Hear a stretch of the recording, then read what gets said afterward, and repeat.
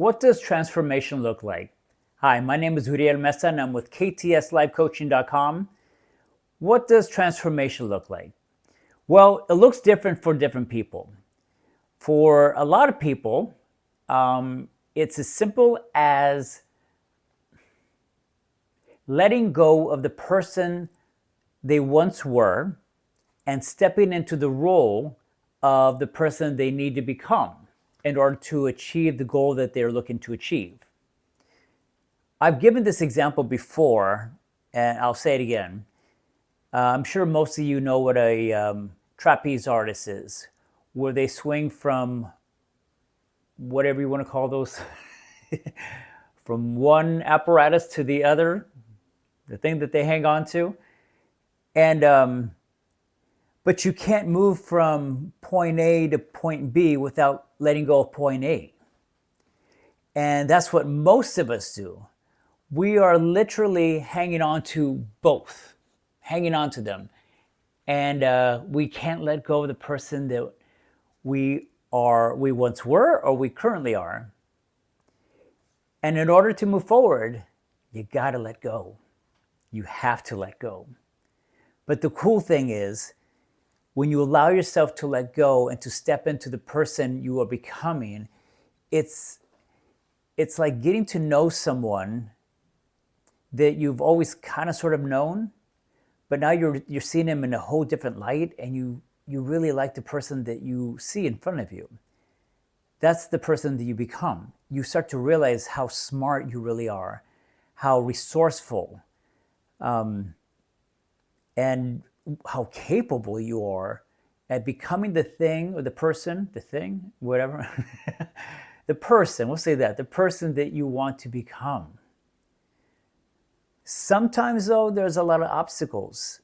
And a lot of these obstacles are like invisible, like a plexiglass, like something in front of you where you might start moving forward and then all of a sudden it just like knocks you flat on your back.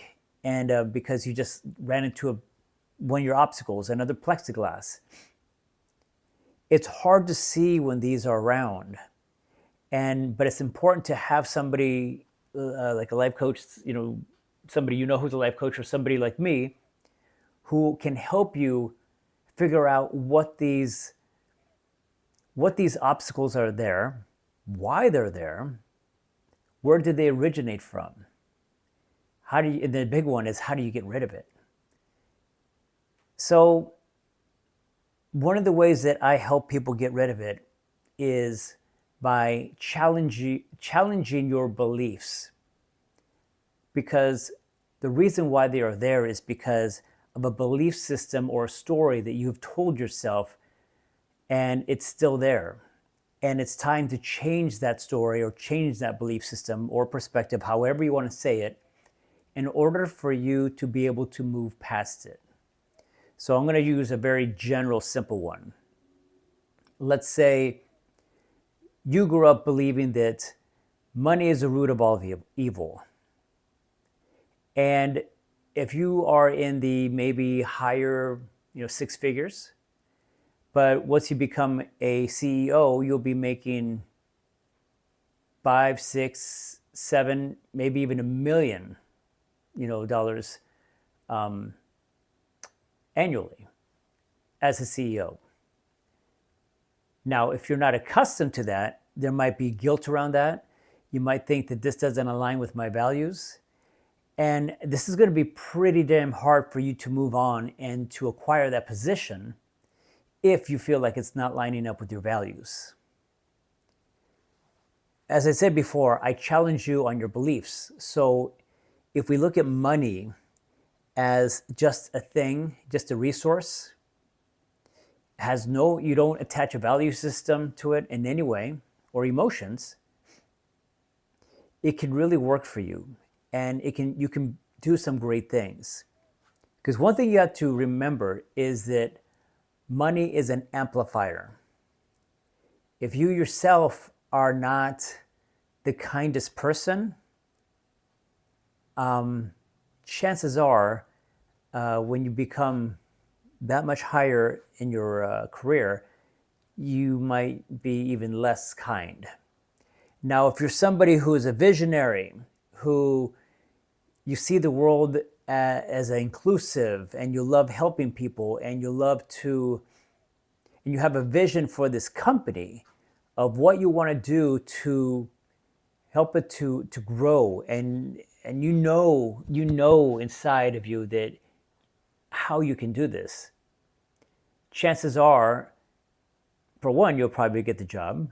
Second of all, you'll probably be that CEO that is just well liked, well respected, and does a pretty damn good job at what they do.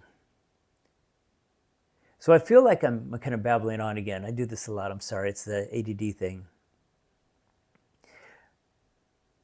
Again, transformation looks different for different people. As a general rule, we first sort out the thoughts that you have in your head. We figure out where they originated from.